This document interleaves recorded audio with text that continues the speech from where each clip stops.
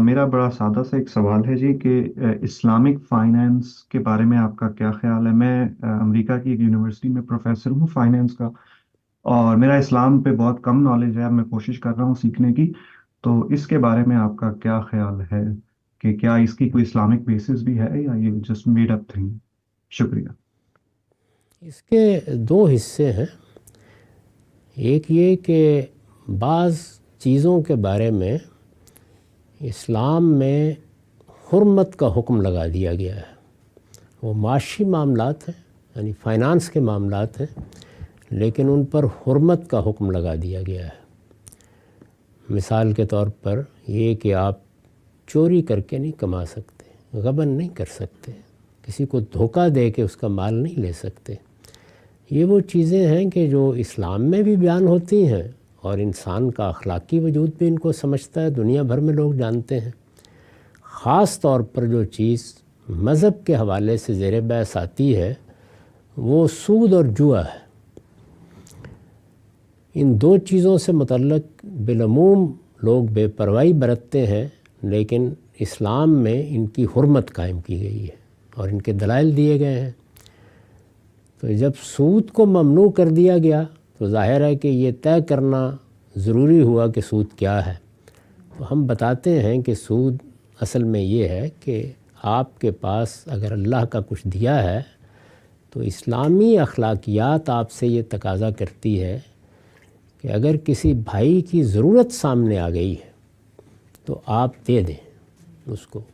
ये हौसला नहीं है तो आप कर्ज़ दे सकते हैं। ये दूसरा दर्जा है। जब आप किसी को कर्ज़ देते हैं तो ये तबर्रो है, नेकी है, ये चैरिटी है। आपने कर्ज़ दिया है तो जो पहला दर्जा था वो तो दे देने का था, इन्फाक का था। ये उससे नीचे की किस्म है। इस पर आप नफ़े का मुतालबा न करें। ये तो आपने नेकी और खैर का काम किया है। तो अगर आप कर्ज़ दे के उस पर नफ़े का मुतालबा करेंगे तो ये सूद होगा और इसको हराम करार दे दिया गया है।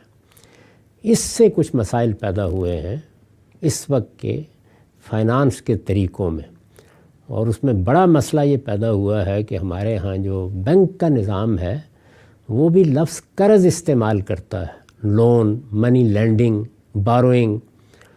तो अब ये सवाल पैदा हो जाता है कि फिर क्या ये सूद का कारोबार कर रहे हैं। इसमें इस्लाम ज़ेर बहस आता है। बहुत से लोग ये राय रखते हैं कि जो कुछ बैंक कर रहे हैं वो हकीकत में भी सूद है और वो अपने नाम के लिहाज से भी ऐसा ही है।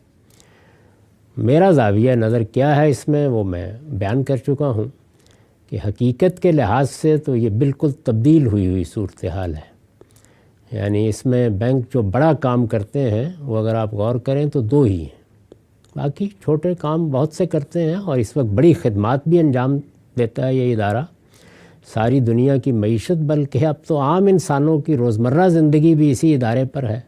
हर आदमी ने अपनी जेब में कार्ड डाले हुए हैं, रुपया उसका बैंक में है। यानी वो कौन आदमी है कि जो अब इससे अपने आप को अलग रख सकता है। तो बैंक जो बड़ा काम करते हैं या कारोबार करते हैं बड़े पैमाने पर, उसी से वो कमाते भी हैं। उसमें दो चीज़ें हैं। एक जिसमें वो बै और शरा करते हैं, कोई कर्ज़ नहीं दे रहे होते, हकीकत के लिहाज से ख़रीद व फ़रोख्त कर रहे हैं। मकान ख़रीद के आपको बेच दिया किस्तों पर, गाड़ी ख़रीद के आपको बेच दी किस्तों पर। ये असलन बै और शरा है, लेकिन वो भी कर्ज़ का लफ्ज़ इस्तेमाल करते हैं और लोग भी उसको कर्ज़ समझ लेते हैं। हकीकत में वो कर्ज़ नहीं है। ना उनको आपसे कोई हमदर्दी होती है, ना आप उनके पास इस ज़ाविये से गए होते हैं, ना वो कोई चैरिटी करने के लिए बैठे हुए हैं। वो बै और शरा कर रहे हैं सीधे तरीके से। दूसरे ये कि वो प्रोजेक्ट फाइनेंसिंग करते हैं। यानी बहुत से प्रोजेक्ट्स हैं जिनके लिए वो उसका अंदाज़ा करके आपको रुपया फराहम करते हैं। वो सरमायाकारी है। उसके लिए सही ताबीर भी प्रोजेक्ट फाइनेंसिंग ही की होनी चाहिए, लेकिन उसको भी वो कर्ज़ ही कहते हैं। तो इस तरह कर्ज़ जो असल में इस्लामी अखलाकियात में चैरिटी की चीज़ थी, उसको उन्होंने कारोबार बना लिया हुआ है। ये चीज़ काबिल एतराज़ होती है लफ्ज़ के लिहाज से। हकीकत बिल्कुल तब्दील हो चुकी है, जैसे मैंने आपको तज्ज़िया करके बताया है। अब लफ्ज़ के लिहाज से देखिए तो हुर्मत का इतलाक़ होता है, حقیقت کے لحاظ سے دیکھیے تو کوئی اعتراض نہیں پیدا ہوتا، یا ہوتا ہے تو چند ٹرانزیکشنز کے بارے میں جو حدود و شرائط ہیں ان پر ہوتا ہے، اور وہ حدود و شرائط تو دنیا میں کوئی بھی کام کیا جائے گا اس میں زیر بحث آ جائیں گے، وہاں انصاف کے تقاضے پورے ہونے چاہیے۔ تو ایک پہلو یہ ہے جو ہماری انفرادی زندگی، ہماری اجتماعی زندگی دونوں کا احاطہ کیے ہوئے ہے، جس میں یہ سوال پیدا ہوتا ہے کہ پھر ایک مسلمان کی حیثیت سے ہم کیا کریں۔ جو آپ نے سوال پوچھا ہے اس کا ایک پہلو یہ ہے۔ دوسرا پہلو وہ ہے جس کا تعلق ریاستوں سے ہے، یعنی جب مسلمانوں کو کہیں اقتدار حاصل ہوتا ہے، جیسے کہ اس وقت دنیا میں 49-50 ملکوں میں مسلمانوں کی حکومتیں قائم ہیں، تو وہاں یہ سوال پیدا ہوتا ہے کہ حکومت کو فائنانس کیسے میسر ہوگا۔ عام طور پر تو دنیا میں ٹیکس لگایا جاتا ہے، ٹیکس ظاہر ہے کہ لوگوں کے مال سے بالجبر لینا ہے، اور ہمارے دین میں مال کی حرمت قائم کی گئی ہے، یعنی کوئی شخص، کوئی حکومت میرا مال بالجبر نہیں لے سکتی مجھ سے، اگر وہ مجھ سے تقاضا کرے گی تو یہ ظلم ہوگا۔ اسلام نہ فرد کو اس کی اجازت دیتا ہے، نہ کسی حکومت کو، کہ نہ کسی ادارے کو کہ وہ دوسرے کا کمایا ہوا مال جبراً اس سے لے لے۔ رضامندی کی بات بالکل دوسری ہے۔ ایک سوال یہ پیدا ہوتا ہے، تو پھر اگر ٹیکس نہیں لگایا جا سکتا یا اس طرح بالجبر نہیں لیا جا سکتا تو اسلام کیا کہتا ہے؟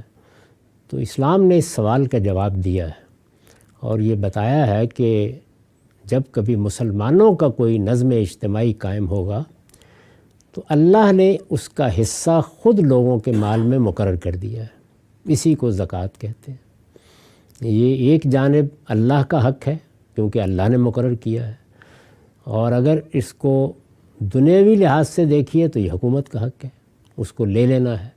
تو گویا ہمارے مال میں کتنا حصہ ہے جو بالجبر حکومت جب چاہے لے سکتی ہے، یعنی ہم نہ دیں تو بالجبر لے سکتی ہے، وہ اللہ نے خود مقرر کر دیا ہے۔ دوسرے لفظوں میں کہیے تو ٹیکس کو تو اللہ نے روا رکھا ہے، جائز رکھا ہے، لیکن اس کی شرح کیا ہونی چاہیے اس میں حکومت کا ہاتھ باندھ دیا ہے، اور یہ کہا ہے کہ وہ میں مقرر کروں گا۔